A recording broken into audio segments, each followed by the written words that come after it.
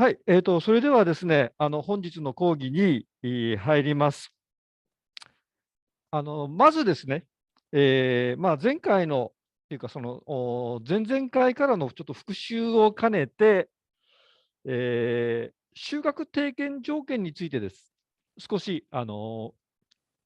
れさせていただきたいというふうに思います。収穫低減条件っていうのは、今までも紹介してきましたけれども、字はこういうふうに書くんですが、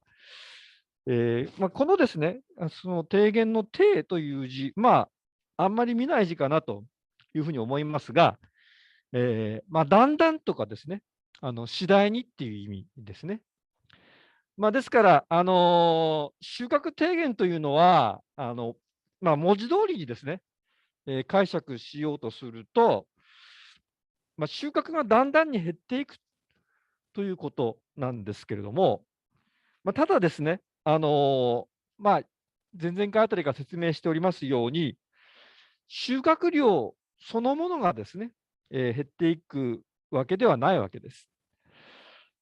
で、だんだん減るのは、収穫量そのものではなくて、収穫量が増加する割合、これをですね、前々回、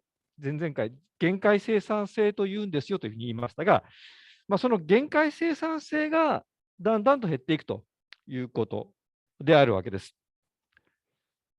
で、前回ですね、労働投入量と生産量の関係について、ここに示してあるような図をですね、皆さんにお見せしたわけです。で、そして、この収穫低減条件というのは、え社会全体について、言えることもあるし、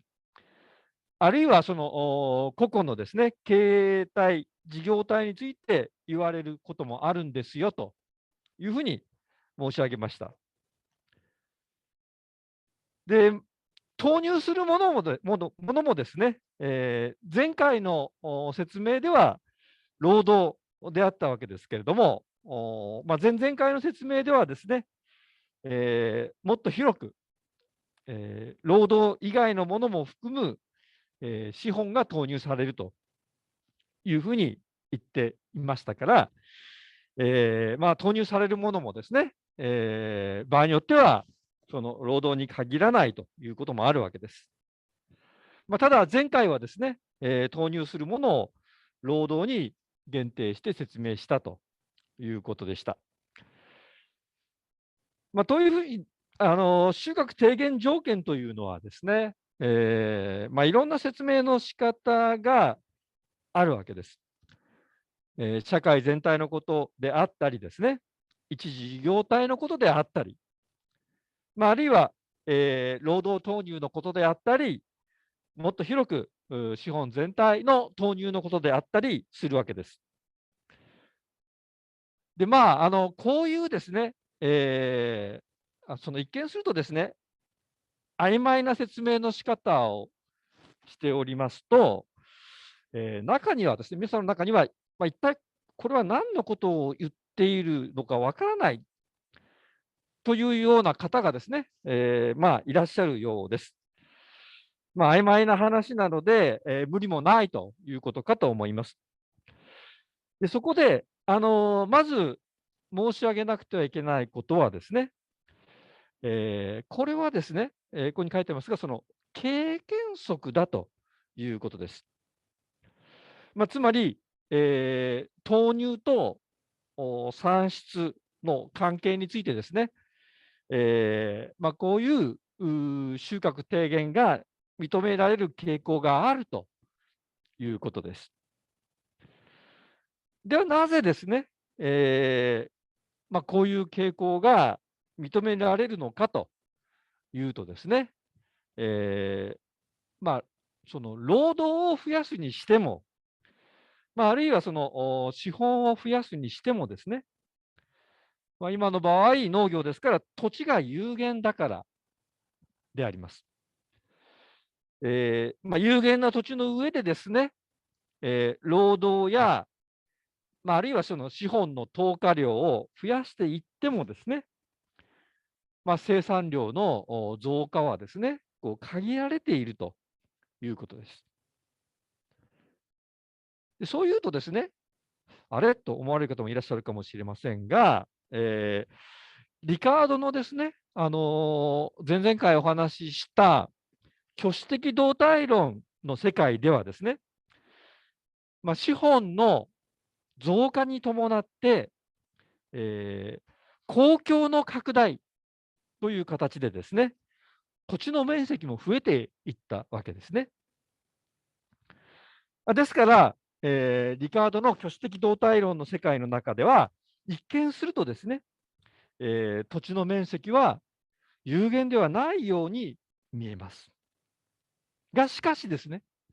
えーこの場合も公共の拡大は、法土の劣る土地が新たに工作される形で進んでいったわけです。再列島地が変わるという形で、えー面積の拡大が進んでいったわけです。ですから、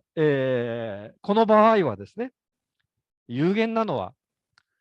土地の面積そのものではなくて、豊かな土地の面積ということになるわけです。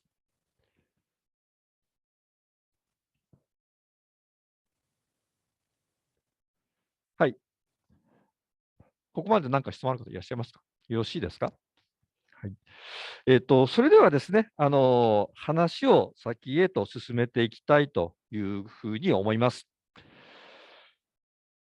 まあ、あの、前回の講義の後半ではですね、カール・マルクスのお話をしました。で、マルクスはですね、資本制社会の歴史性を認識するということで、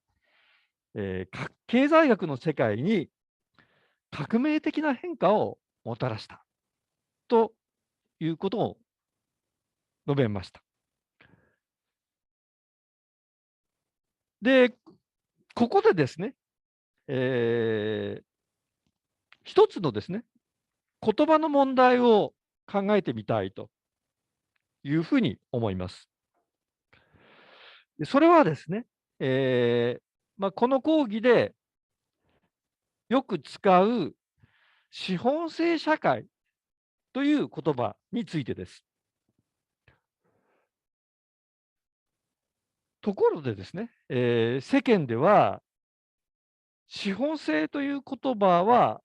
あまり使われないんではないかなというふうに思います。ですから、皆さん、その資本制という言葉はですね、それほど耳にしたことはないんではないかなというふうに思うんですけれども、いかがでしょうか？あまり聞かないですね。はい。が、しかし、資本制という言葉はあまり使われないんですけれども、これとですね、非常によく似た言葉で、資本主義という言葉はよく使われます。特にですね、2008年秋のアメリカのリーマンショック以降ですね、グローバル資本主義だとか、あるいは金融資本主義といった形でですね、まあ、あの、資本主義に他の言葉をつけながらですね、資本主義という言葉が頻繁にですね、メディアなんかでも使われています。ですから、その資本主義という言葉はですね、最近特にですね、多くなっているのではないかなというふうに思うわけです。が、しかしですね、この講義ではですね、資本主義という言葉は、なるべくですね、使わないようにして、その代わりですね、資本制という言葉を使うように、しています。どうしてですね、こういう言葉の使い方にこだわるのかなというふうに思われる方もいらっしゃると、当然思いますけれども、実はですね、資本主義よりも、資本制という言葉の方がですね、この私たちが生きている社会のあり方をですね、よく表現しているのではないかなというふうに思うわけです。というのもですね、資本制社会というのは、その資本主義という特定のですね、主義主張を持った人たちが政権を取って、で、その後でですね、資本主義という主義主張に基づいて、社会を改造した結果として出来上がった社会ではないんですね。で、こういう資本制社会のあり方、成り立ちはですね、実は社会主義社会の反対であります。で、社会主義社会ではですね、社会主義という、特定の理念に基づいて、政府がですね、上から社会を作っていくわけです。ではですね、私たちが生きているこの資本制社会、どうやって、社会が出来上がっているのかと言いますと、資本制社会ではですね、社会を構成している一人一人の人間が行う活動がより集まってですね、社会が出来上がっている。で、そして、この資本制社会の人間は、一体どういうことをですね、強く意識しながら社会に参加しているのかと言いますと、基本的にですね、一人一人が自分の経済的な利益を追求しています。つまり、自分の持っているものをですね、できるだけ高く売ろうとします。何も売るものがない人はですね、これはもう自分の労働力をできるだけ高く売ろうとする。反対に、物を買うときにはですね、できるだけ安く買おうとする。そして、今言ったような売りと買いを通じて、一人一人が最大限の利益を上げようとしています。一人一人がそのように考えながら行動しているわけです。しかし、こういうふうにですね、自分の経済的な利益を追求している、一人一人の人間はですね、一見すると他の人のことはですね、あまり気にしないで、点でバラバラに生きているように見えるんですけれども、実際にもですね、かなりの程度、一人一人がですね、点でバラバラに生きているんですけれども、しかしそうであるにもかかわらずですね、実は、資本制社会の人々はお互いにですね、深く依存し合っているわけです。それは、どういうことなのかというとですね、資本制社会の一人一人の人間は、実はですね、マーケット、すなわち、市場を通じてですね、お互いに、結びついているわけです。しかし、このマーケット、市場もですね、誰かが意識的に、作り出したものではないわけです。市場は、一見するとバラバラに生きている、一人一人の人間がですね、物の売りと買い、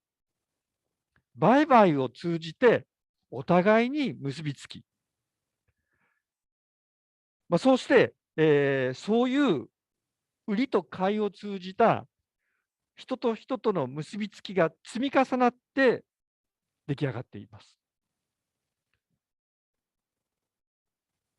そういう売りと買いの結びつきの結果としてですね、マーケットの網の目がですね、出来上がっているわけです。つまり、まとめると、資本制社会はですね、その社会を構成している一人一人の人間が自分の利益を追求することを通じて、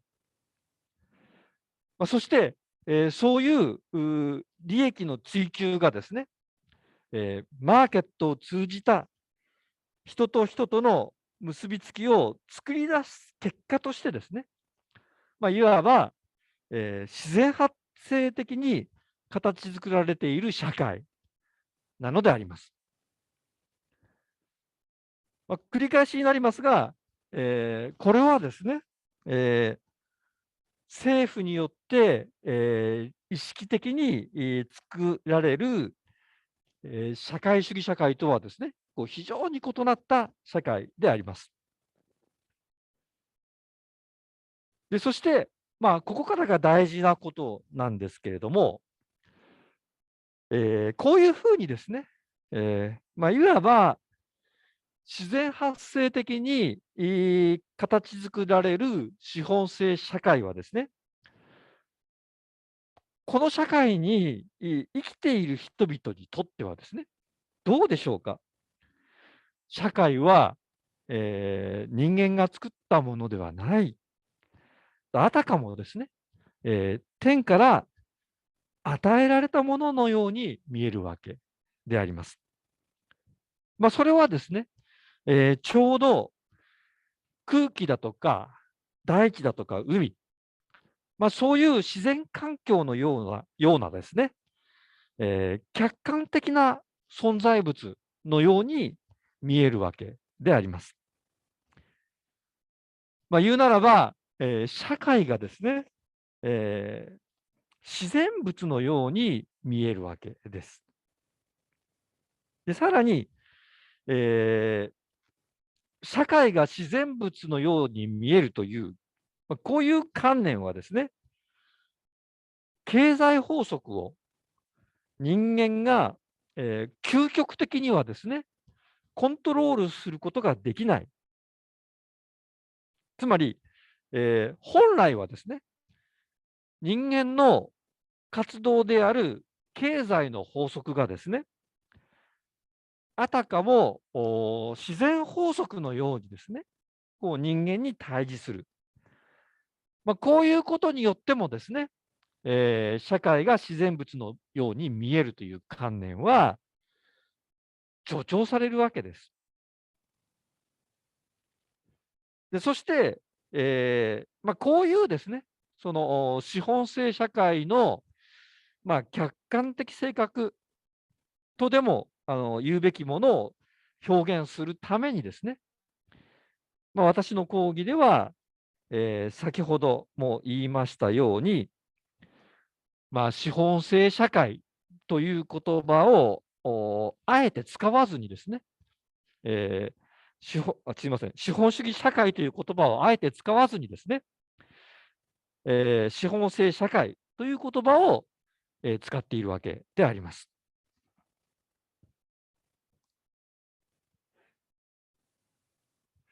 というとですね、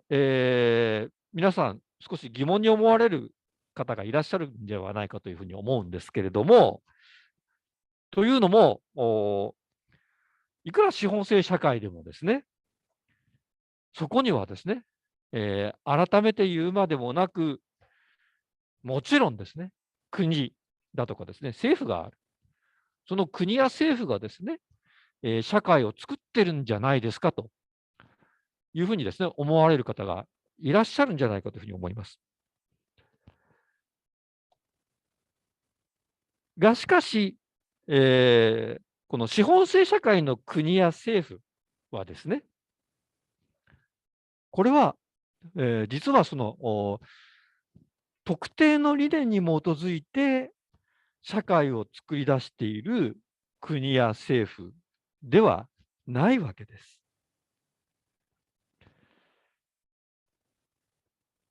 そうではなくてですね、えー資本制社会の国はですね、先に述べたような形で、自然発生的に形作られた社会の歪み、何しろですね、社会が自然発生的に形作られるわけですから、当然ですね、そこには様々なですね、歪みがあるわけです。それはどういうもんでしょうか。それは皆さんが、日々目にしているようなものですね。例えば、貧富の格差の拡大、あるいは、不況だとかですね、恐慌を伴う景気循環。で、国はですね、政府は、えーそういうですね、自然発生的に作られた社会が持っている歪みをですね、調整する役割を担っているわけです。それが一つですね。歪みの調整。で、もう一つは、えー資本制社会における、個人の経済活動がですね、円滑に行われるよう、経済活動が円滑に行われるように、法制度の整備を行っているのも、国や政府です。個人の経済活動を円滑にする法律、法制度の中で、最も基礎的で重要なものはですね、一つはですね、私有財産制度ですね。えそしてもう一つは、契約履行の強制です。自分のものが自分でものであるという観念がはっきりしていないと、経済活動は円滑には行われないわけですね。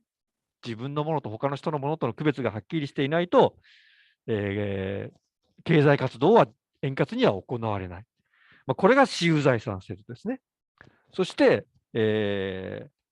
お金を払って商品を引き渡すと、商品をもらうということがですね、きちっと履行されなければ、経済活動は円滑には行われません。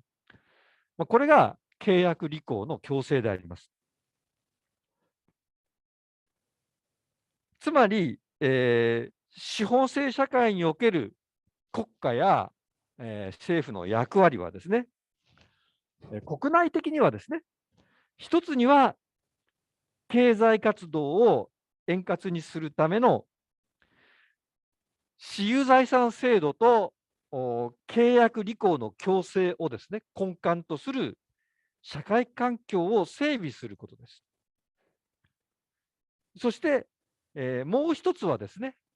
経済活動が行われた結果として生じてくる歪みをですね、調整することであります。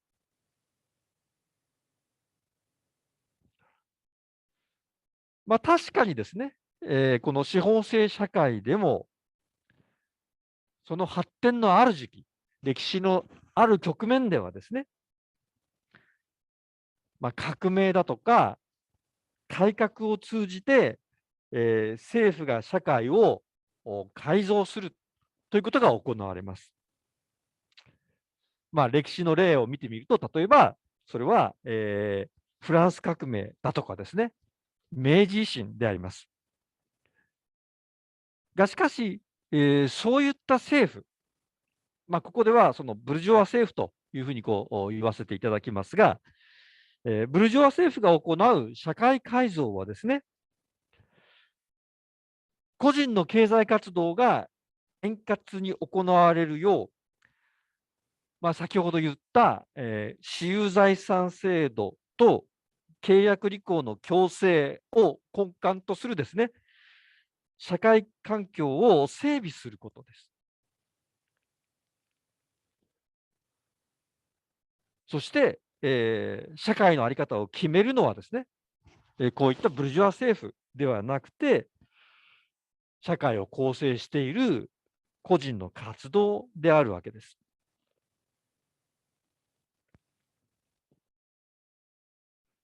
では、こういった特徴を持つですね、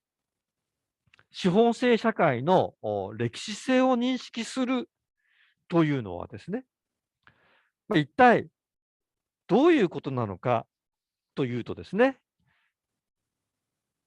えー資本制社会の歴史性を認識するということは、噛み砕いて言いますと、資本制社会をある時に始まって、そして、もしかしたら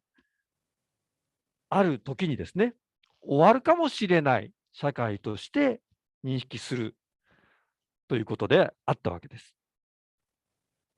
つまり、資本制社会の始まりと、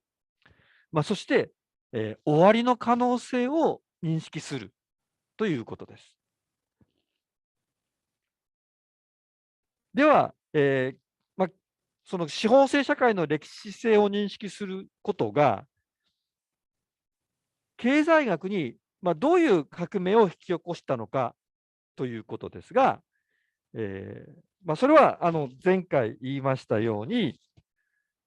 資本制社会の始まりを認識することによって、えー資本制以前の封建制の社会と比べた場合の、資本制社会の本質的な特徴を捉えることが可能になったということです。そして、資本制社会の本質的特徴は、基本的にですね、資本と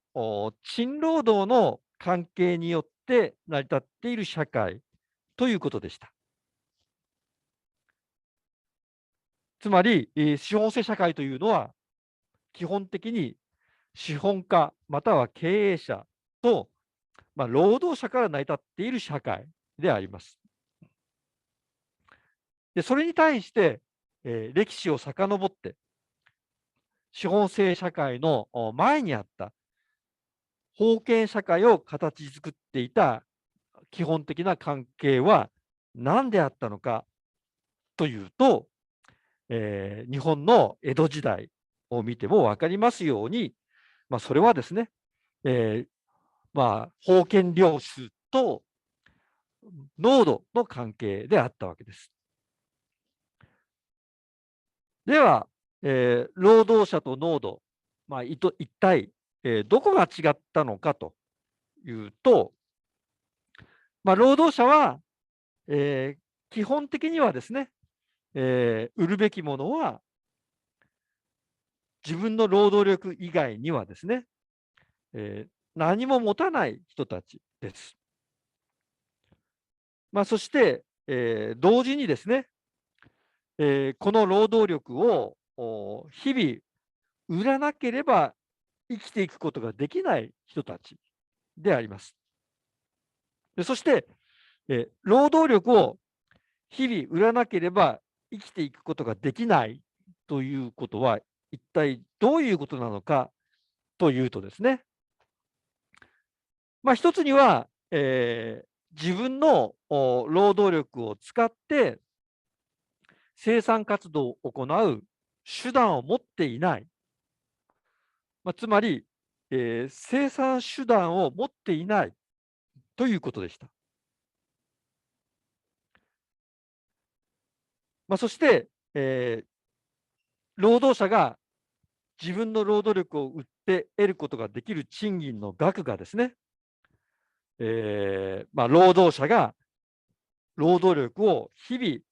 売り続けなければ生きていくことができないような、生きていくことができないほど十分に、低い、賃金の水準であるということでした。そして、労働者はですね、労働力を売らなければ生きていくことができない人たちですので、職を失うこと、つまり、失業はですね、労働者の生活に対して、極めて、深刻な影響を及ぼすわけです。がしかし、残念ながらですね、失業者の存在は、この資本制社会の必要悪とも言うべきもので、政府は、一生懸命ですね、失業率を下げようというふうにしていますけれども、え全くなくなるということはありません。で、こういう労働者のあり方に対してですね、封建社会の基本的な階級である農土はですね、これは土地に縛り付けられていて、一見するとですね、移動の自由がなくて、不自由なようなんですけれども、しかし、このことはですね、裏を返してみると、自分の生活を維持していく上で、どうしても必要な食料をですね、生産する手段を保障されているということであります。労働者は、こういうですね、生活を保障するような土地のような生産手段を持っていないわけですね。ですから、農土はですね、自然災害などで作物が取れないために食いっぱぐれるということは、あったかもしれないんですけれども、こういう異常事態を除くとですね、生活保障の与えられた、割と安定した身分であったわけです。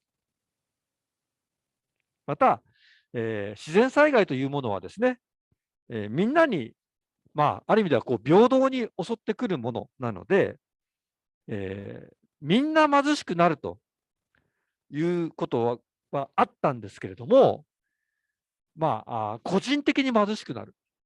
ある人は豊かなんだけれども、他の人は貧しくなるということは、あまりなかった。それがノートであります。で、したがって、こういう安定した身分の濃度がですね、労働者に、なるにはですね、農民が、土地を失うプロセス、そういう歴史的なイベントがあるわけです。で、こういう資本制社会の始まり、資本制社会の出発点にあるですね、農民が土地を失う過程、歴史的な事件のことをですね、経済史ではですね、本源的蓄積の過程と言ったわけです。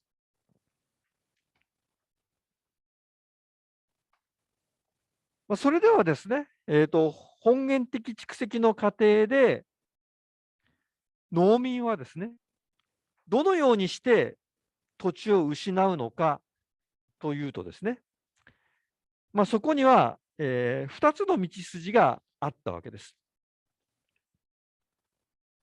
で、1つは、農民が土地を売るということですね。えーまあ、その封建社会ではですね、基本的に農民は土地を売れないわけですけれども、でそして、封建社会の全盛期、封建社会の真っ只中にはですね、確かに農民は土地を売れないということが、言えるわけですが、しかし、封建社会もですね、終わりの方になってきますと、だんだんとですね、封建社会の規律がですね、こう緩んできます。そして、その結果としてですね、規律が緩んだ結果として、封建社会の中でもですね、土地の売りと買いがだんだんと行われるようになっていったわけです。で、またですね、フランス革命や明治維新の後で、土地の私的所有が確立するとですね、土地が公然と売り買いされるようになるわけです。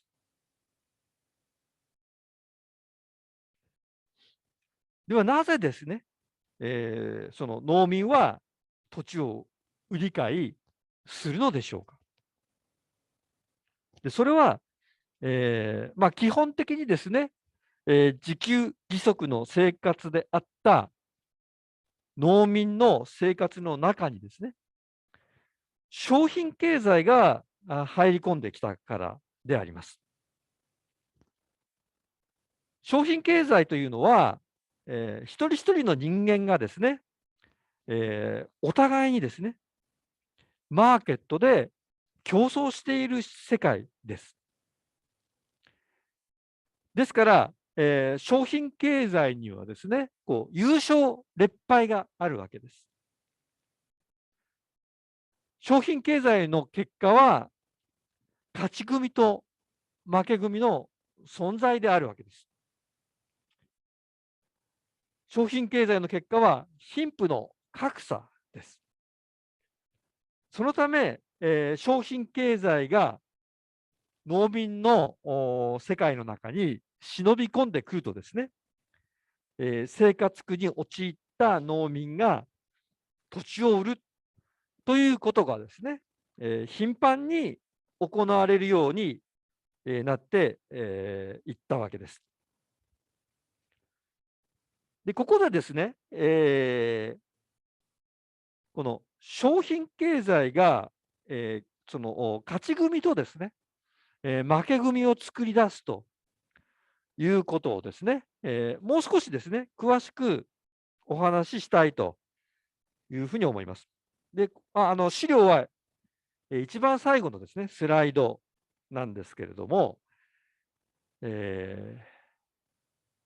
図ですね。で、ここではですね、A、B、2人のですね、生産者の存在を想定しているわけです。この A、B というのはですね、それぞれ生産者です。で、そして、A と B はですね、ここではその同じ商品を生産しているというふうに考えてください。同じ商品を生産して、そして、売っています。で、一番上のですね、この、丸1の状態。丸1、丸2、丸3、丸4、丸5というふうにだんだん時間が経っていくことを、この図は示しているわけですけれども、一番上のですね、丸1の状態ではですね、A と B は同じ条件でですね、生産を行っています。つまり、1万円の資本を投下して、この1万円の資本っていうのはこの黒いボッコですね。この1万円の資本を投下して、そこにですね、白い部分、2000円の利潤をつけてですね、1万2000円で商品を売っているわけです。これは A も B もですね、全く同じことをやっているわけです。で、ところがですね、B の生産者は、その生産のやり方を工夫して、つまり、その技術革新を行って、その結果として、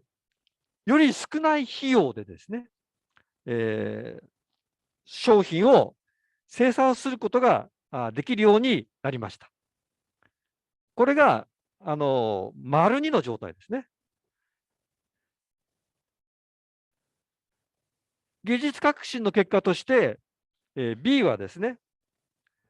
先ほどの1万円ではなくて、今度はですね、それよりも少ない、8000円の資本投下で商品を作ることができるようになりました。丸2の B のですね、黒い部分が短くなって、上の丸1の状態から比べて短くなっているということで、そのことを示しています。B の費用は、資本投下は少なくなったんですけれども、しかし、商品の値段はですね、これは市場で決まるものですから、1万2000円で変わらない。そうすると、B の利潤はですね、1万2000円引く8000円ですから、4000円に増えてるわけです。白い部分、B の白い部分がですね、丸1の2000円から、4000円へとこう増えて長くなっているということによって、そのことはこの図の中で示されています。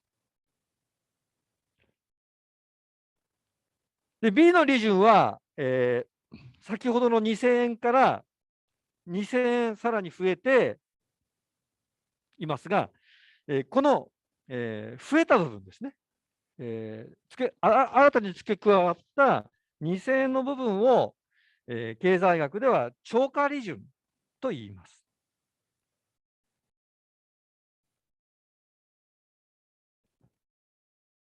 で、B が新しい生産方法を採用したのはですね、ですから、実はこの超過利潤がですね、より多くの儲けが欲しかったからなんですね。さて、B はですね、この超過利潤を、一体何に使うでしょうか。儲けが増えたんだから、自分の生活をですね、良くするということにも使うかもしれません。しかし、事業主としてはですね、B はその儲けを浪費してしまわないで、えー自分の事業をですね、拡大する。自分の事業を大きくするために使います。それが、事業主としてのですね、B の生き様になっているわけです。そうするとですね、B の商品の生産量が増えていきます。で、B の生産量が増えると、社会全体に供給される、商品の量も当然増えていきます。場合によっては、商品の供給が過剰になって、商品の価格が下がるということが、起こるかもしれません。そういうことが起こりがちです。で、この価格の下がった状態を示しているのがですね、その丸3、丸4の状態です。そこで、丸4を見るとですね、えー価格はですね、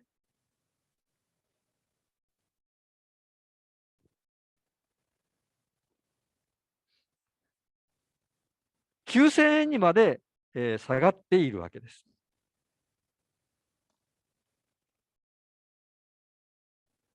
で、9000円に、商品の価格が下がるとですね、8000円の資本投下で、生産することができている B はですね、まだですね、9000円引く8000ですから、1000円のですね、利潤を確保することができています。しかし A はですね、1万円の資本投下を行っているわけですから、9000円の価格ではですね、自分の資本投下を回収することができない。で、そういうことが続くと、A はですね、損失を抱えながら事業を行うという状況に追い込まれて、結局ですね、没落してしまうということになるわけです。ということで、生産物がですね、商品として生産されるようになると、超過利潤を目指してですね、その技術革新が行われるようになり、でそのことがですね、その勝ち組と負け組をですね、作り出してしまうわけです。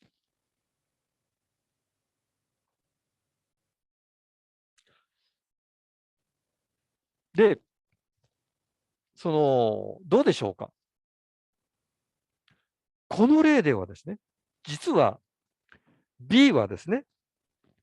丸1の最初の時には、えー利潤を2000円得ていました。ところが、結局ですね、えー利潤をですね、丸4の状態までいくと、1000円にですね、減らしてしまったわけです。これどうしてですね、では、儲けを減らしてるのにですね、どうして B は技術革新をですね、したんでしょうか。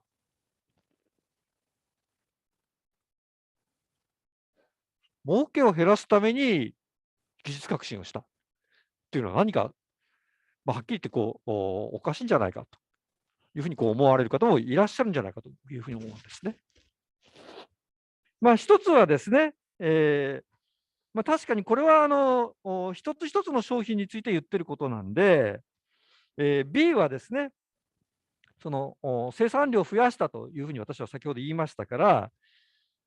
その一つ一つの商品で、利潤、儲けが減ってもですね、生産量を増やしたことによって、利潤の全体ですね、利潤の総額が増えたのかもしれないです。実際にもですね、当然こういうことはあるわけですね。しかしですね、えー仮にそうでなくても、利潤の総額が減るとしてもですね、えー B には実は、技術革新をですね、進めなければならない理由があるわけです。それは一体何でしょうか。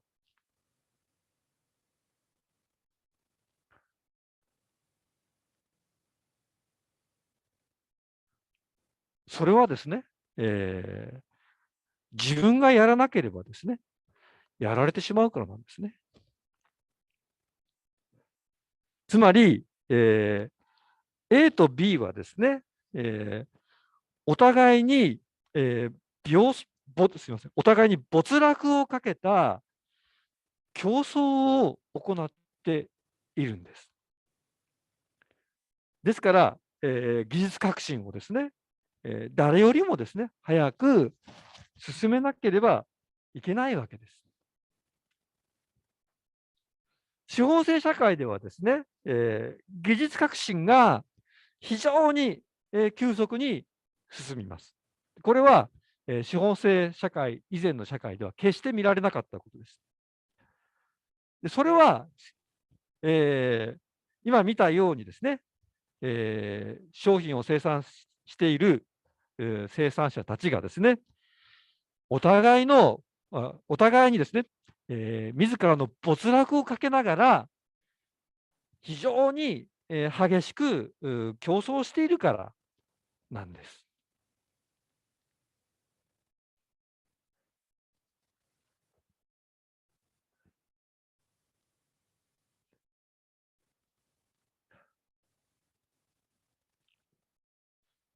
はい、で本源的蓄積の一つの道筋は、土地を売るということだったわけですけれども、本源的蓄積の、もう一つの道筋について、述べると、それはですね、農民が持っている土地を取り上げられてしまうということであったわけです。つまり、ありていに言うとですね、略奪されるということであります。で、このことを理解するには、資本制以前のですね、封建社会における農民の土地に対する権利を理解する必要があるということでした。で、封建社会におけるですね、農民の土地に対する権利は、通常2つの部分からなっているということでした。一つはですね、分与地に対する権利でありました。つまり、個々の家族に分け与えられたですね、土地に対する権利であります。で、分与地の上で、農民はですね、家族単位で、農作業を行っていた。で、分与地ではですね、個々の農民家族が自分の家で消費したり、あるいは、年貢として支払うためのですね、農産物を生産していたわけです。以上が分与地です。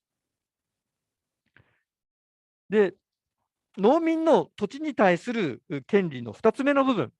は、村落共有地に対する権利でありました。村落共有地はですね、家畜の放牧、あるいは、肥料や家畜の餌となる草の採集、さらには、薪の採集などに使われていました。分与地と村落共有地とはですね、共に、農民の生活にとって必要不可欠なものでありましたので、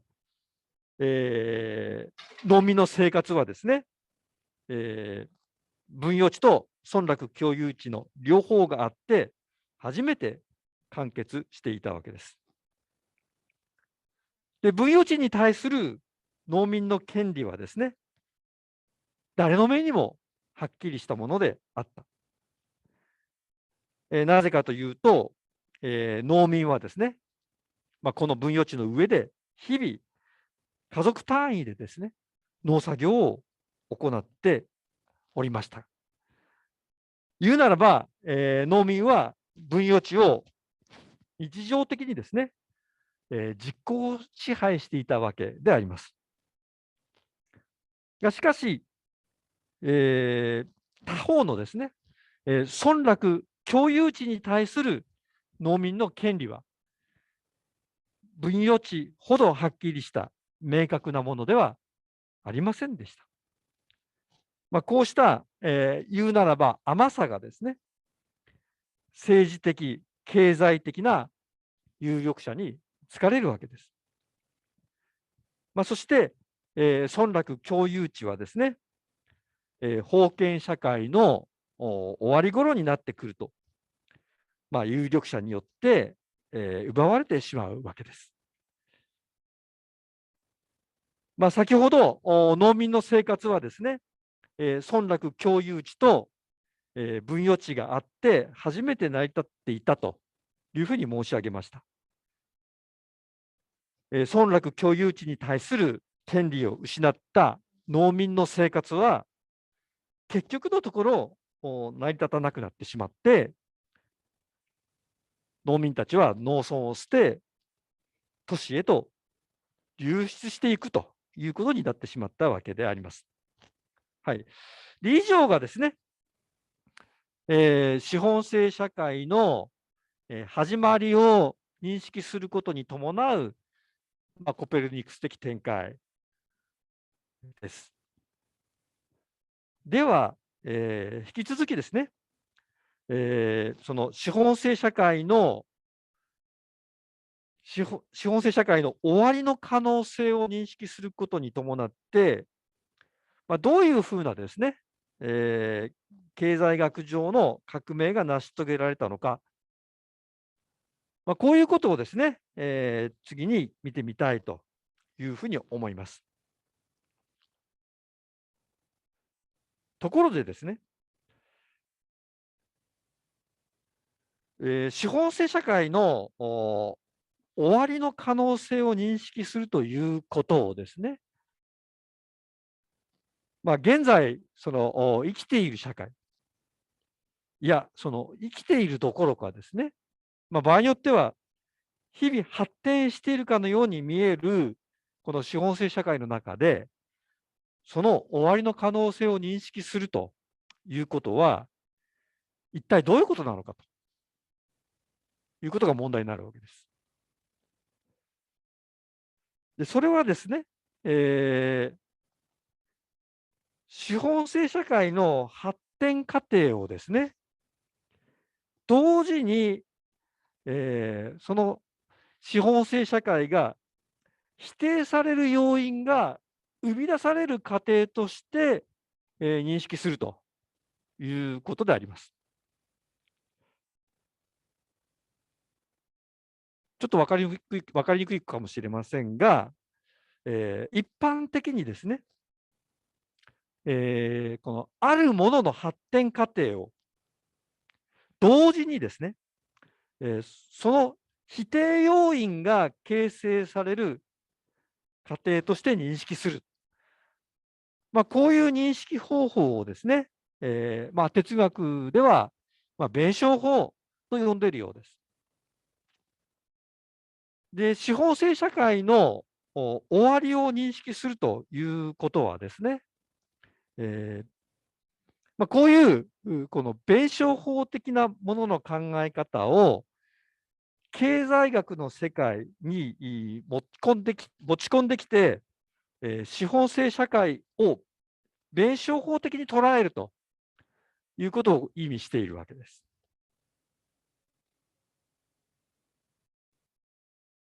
では、その資本制社会の、発展過程とともにですね、生み出されてくる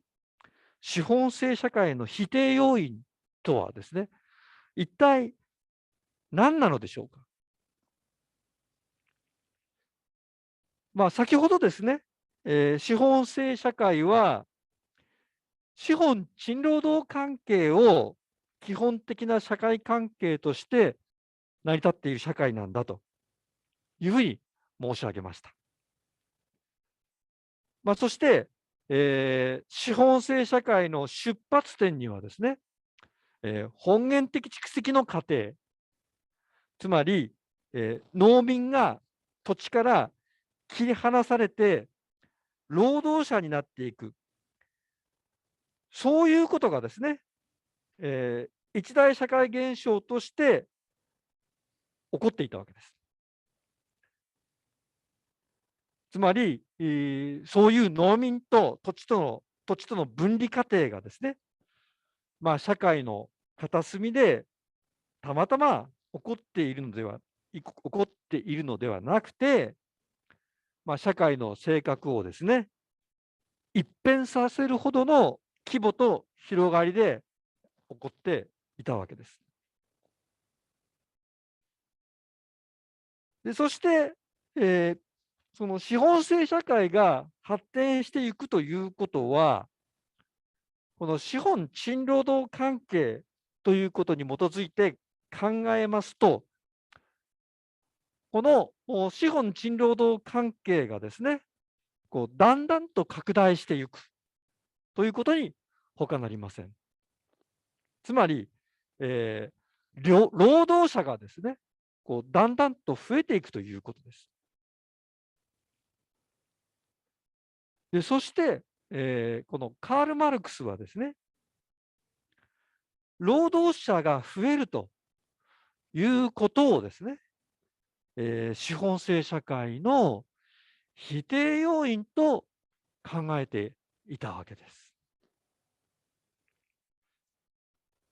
しかしですね、労働者が増えるということがですね、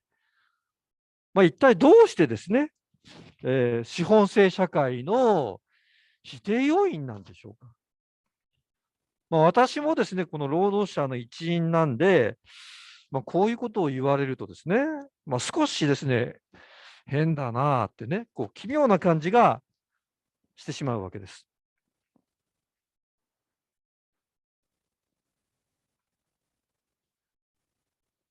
では一体マルクスは何を言いたかったんでしょうか。これはですね、その労働者というものの、性格を考えてみなさいということなんですね。労働者というのは、先ほども言いましたように、本質的にですね、自分の生存保障を持たない存在であります。つまり、資本制以前の社会の濃度がですね、たとえ強制によってではあれ、自分の生存を保障する、土地と結びついていた。こういう状態と比較してみるときにですね、えー労働者という存在の、根源的な不安定性、あるいは儚さ、生存保障を持っていないということに伴う切なさ、そういうものがですね、鮮明に浮かび上がってくるわけであります。で、さらに言うとですね、え資本制以前の社会の農民はですね、共同体というものを作りながら生活していました。共同体の中ではですね、相互扶助、お互いに助け合う仕組みというものがですね、非常に発達していました。ですから、共同体の中で生活すること自体がですね、人々の生存をですね、保障していたわけです。しかし、資本制社会の中ではですね、この共同体が、壊れていくわけですね。つまり、資本制社会の労働者というのは、二重の意味でですね、生存を脅かされている存在なのであります。つまり、えー労働者というのはですね、資本制以前の社会で人々の生存を保障していたセーフティーネットである土地、それから共同体、こういったものからですね、切り離された存在なのであります。もっともですね、労働者がきちんと雇われていて、職に就いていて、そして、仕事をやったその代価として、賃金、サラリーを定期的に受け取っている限りはですね、労働者の生存が脅かされているとはですね、もちろん言えないわけです。で、こうやってきちっとですね、賃金を受け取っている場合には、労働者の生存に対する脅威はですね、なお、潜在的なものであります。それでは、労働者の生存に対する脅威がですね、潜在的なものにとどまらないで、現実のものになるのは一体いつなのかというと、それは、先ほども言いましたように、労働者がですね、失業、職を失う時であります。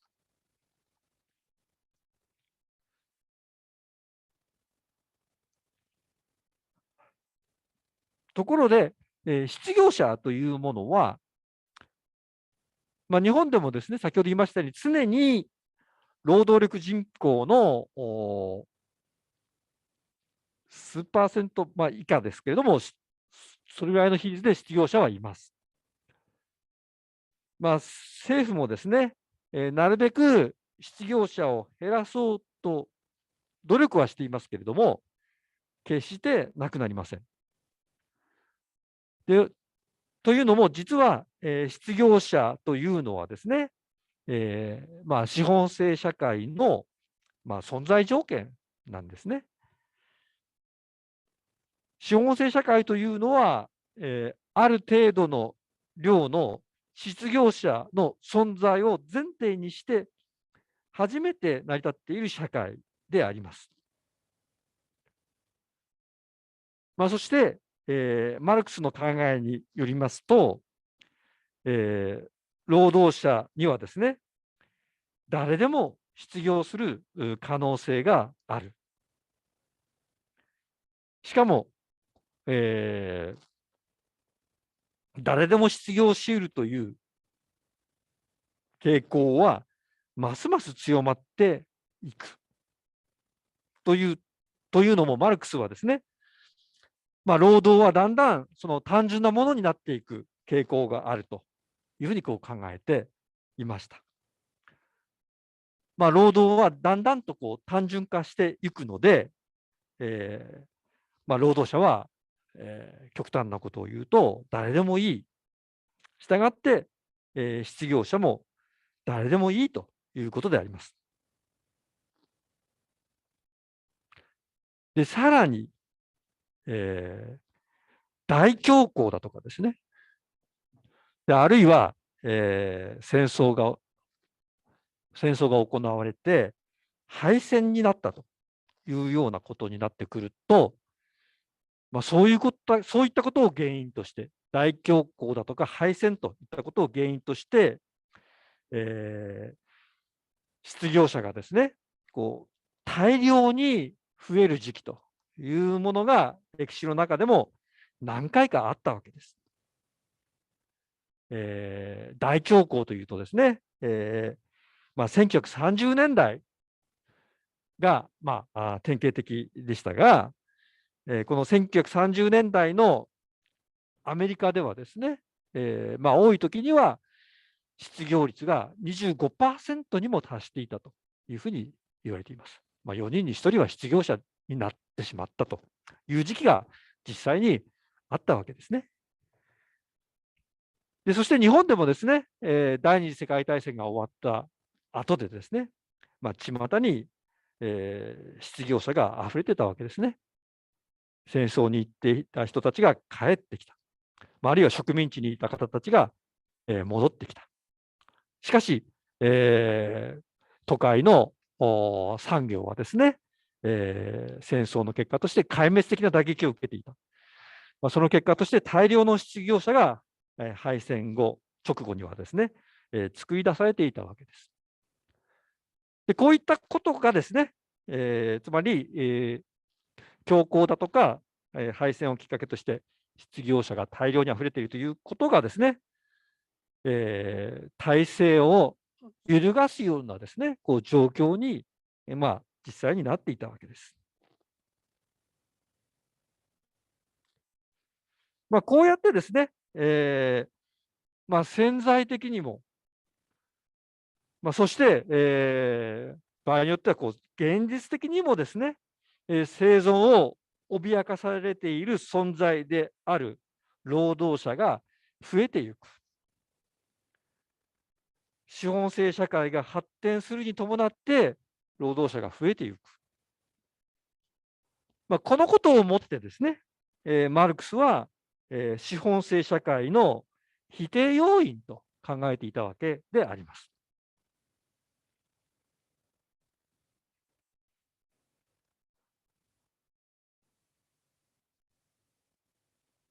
それではですね、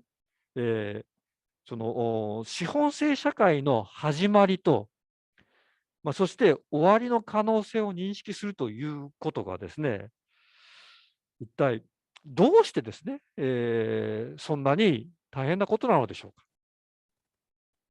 か。コペルニクス的展開をもたらすほどの大発見だったのでしょうか。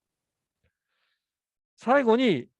このことをですね、簡単に、説明させていただきたいというふうに思います。マルクス以前の経済学はですね、資本制社会の始まりと、そして終わりの可能性をですね、はっきりと認識することができなかった。ではどうしてそんなことになってしまったのか。